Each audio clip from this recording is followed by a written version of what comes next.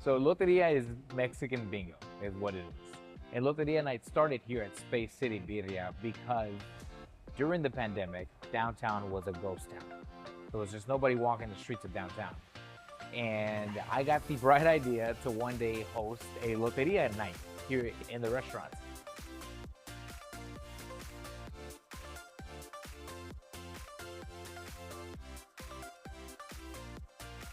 If you know anything about Loteria, is that usually in Mexican households, we gather around the table, usually grandma's house or mom's house, and we play Loteria for hours. I'm talking till 2, 3 in the morning. It brings the family together. You gather around the table, you forget about your problems, you forget about the worries of life, and you're just in the moment, having the time of your life with your family, and you're just living in the moment. Because I know from my childhood experience, the kind of fun, good times we had around the table, I wanted to bring that experience here to our customers. My name is Humberto Martinez, and I am the founder of Space City Birria, Tacos, and More. We're located at 415 Milo Street, Houston, Texas, 77002.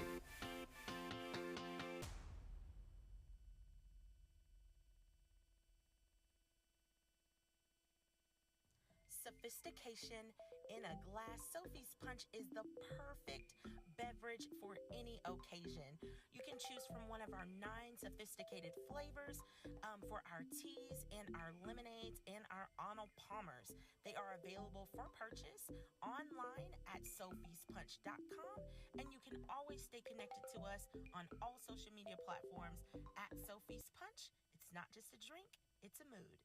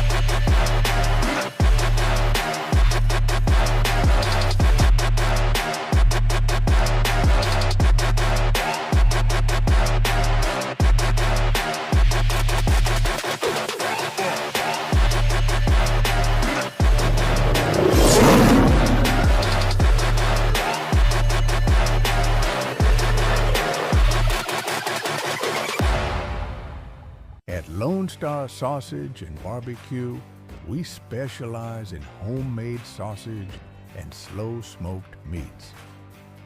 Come taste the tradition. We can't wait to serve you.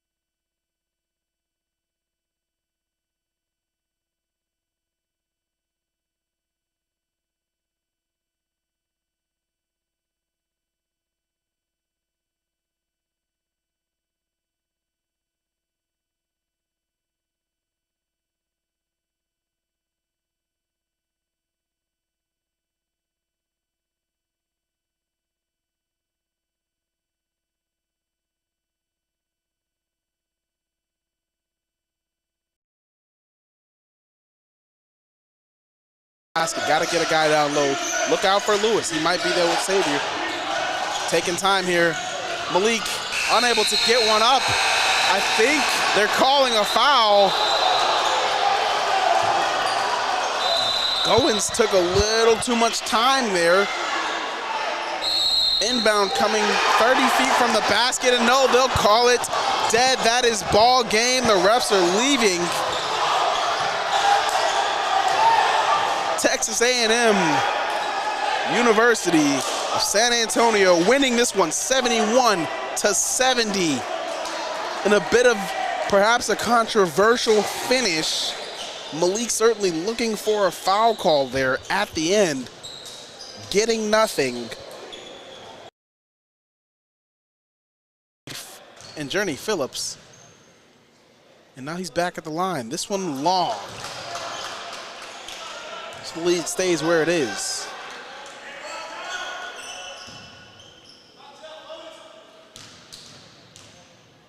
Second free throw, no good. Bouncing out, and speaking of bouncing out, Antoine Gonzalez unable to bring that rebound in. And so the Stallions, with a stroke of luck, get to retain possession despite going 0 for 2 from the line there. Empty possession for them. And so Goins flips it out. Thomas, handoff, back to Goins. Going for the screen. Kicks it over to Oakley on the baseline. No good on that tough one. Cormier going up for one. Loose ball, foul. Gets the rebound. And because of where we are, where both teams are, and that's foul trouble, we'll see some free throws from Joseph Cormier here. At this point in this game, every single possession is crucial. Magnified. First free throw, no good. 3 straight misses from NAU. Desmond Dudley working up the floor, looking for a chance to take the lead back. Grief directing traffic from the free throw line. Gonzalez working, tough shot, fall away, no good. Loose ball, foul. Not sure who it was called on, but it's North American basketball. Timeout coming from the Jaguar bench. So we'll go ahead and take 1-2. This is college basketball tip-off only on Clutch.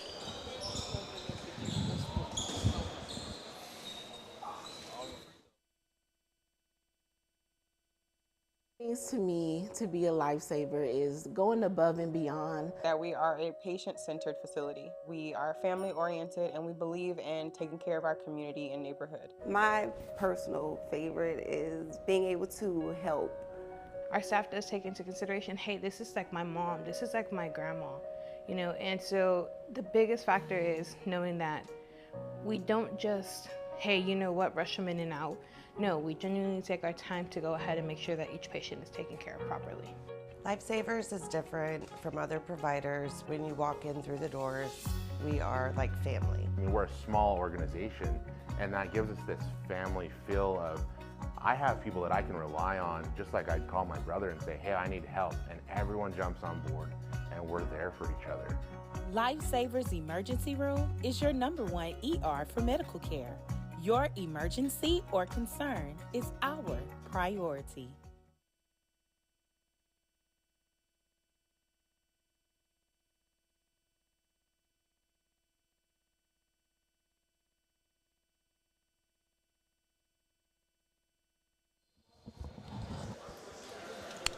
Welcome back. We got a tough one here. 67-66, North American over Texas A&M San Antonio. First free throw falls for Damian Thomas. That's a good one to see go after a few misses that would have extended this to a 2-possession game. But we don't live in the past, so 68-66 it is, as they drop Joseph Cormier back into the front court. Second free throw falls, 69-66, minute 20 to go. Antoine Gonzalez out there. He's not afraid to shoot it. Be careful.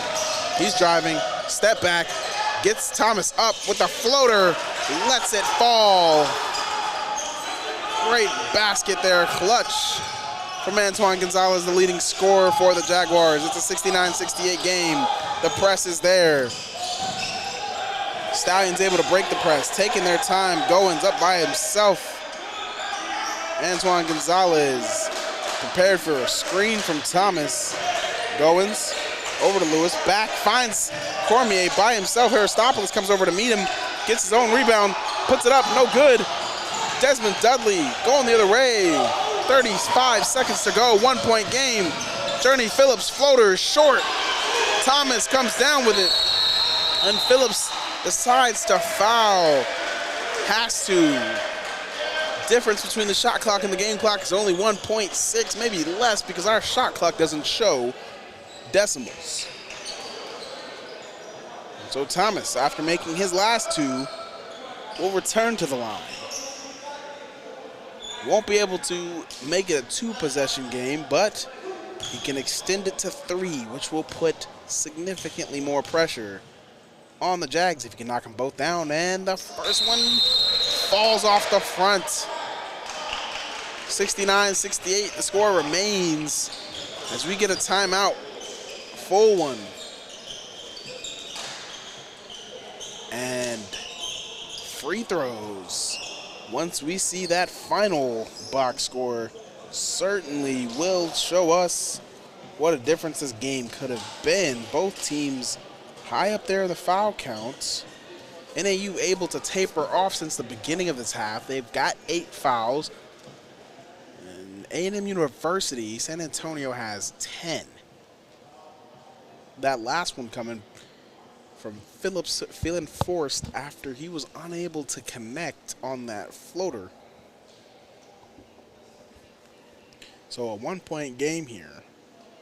And we've seen a real resurgence. The energy has flipped. North American playing very intensely, finding guys wide open on the baseline and in the paint. Not always converting, but leading to some fouls here. Both loose ball and shooting variety fouls. And so they'll all come back out right now on the floor. For North American is Thomas, Goins, Lewis, Wynn, and Cormier.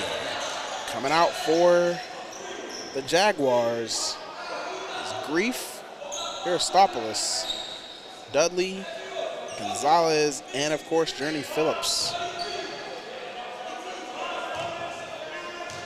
Communication there, Goins. Free throws up and good. Thomas extending it to 2. 70-68, 23 seconds to go. Shot clock turned off. Antoine Gonzalez screen. He'll take it for the win. Lead. 71-70, 15 seconds to go. Timeout, North American. Antoine Gonzalez not shying away from the moment. Letting it rip all game long. And in a big spot, nails it. As the Jaguars take a 1 point lead with 12.3 on the clock. Absolutely exciting. You knew what was coming. You knew it had to be going to one of two guys, Journey Phillips or Antoine Gonzalez.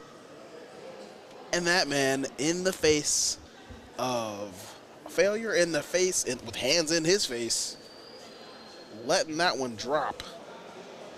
Didn't hesitate for a second. Now with 12.3 left, the Stallions have plenty of time to draw something up here on an ATO and get a good look. If nothing else, you can get to the line. If you want anybody at the line, you might still think it's Damian Thomas, 3 of 4 in his last 4 attempts. Get him to the rack and let him do the work. That's who I would imagine going to. But they've also got Malik, who's started to ramp up later in this half. But Thomas is already warm, so let him go for it. Picking up his dribbles, Goins. Neighbors, Malik trying to get it down. They'll call a foul on the floor. No, a timeout, excuse me. North American called a timeout, didn't like what they were getting there. 4 seconds left, might have been the best idea before one was chucked up. He did get that call off right before Malik would get that baseline heave up. So we're sitting on pins and needles here, 71-70. A&M San Antonio up. And so now, after letting 8 seconds fly off the clock, you've got a lot less time to get one up. So you've got to have some emotion, expecting to see some back screens and an attempt close to the basket. Got to get a guy down low. Look out for Lewis. He might be the savior. Taking time here. Malik unable to get one up. I think they're calling a foul. Goins took a little too much time there. Inbound coming 30 feet from the basket, and no, they'll call it dead. That is ball game. The refs are leaving. Texas A&M University of San Antonio winning this one 71-70. In a bit of perhaps a controversial finish. Malik certainly looking for a foul call there at the end, getting nothing. But the problem has to be inbounding it 30 feet away from the basket. You can't do that 4 seconds left in the game unless you've got a sharpshooter there. Goins hasn't shown that today. And so you're not set up for success on a give and go to get it back down to Malik inside of 4 seconds to find something that looked like a good shot selection. So, unfortunately for the Stallions, they'll drop this Red River matchup here. And they'll see their record fall to 4-7, the skid increasing to 3 straight losses. And so we'll look to see them bounce back next week here on College Basketball Tip-Off, only on Clutch. Thank you for joining us, and we look forward to seeing you next week. Have a great weekend.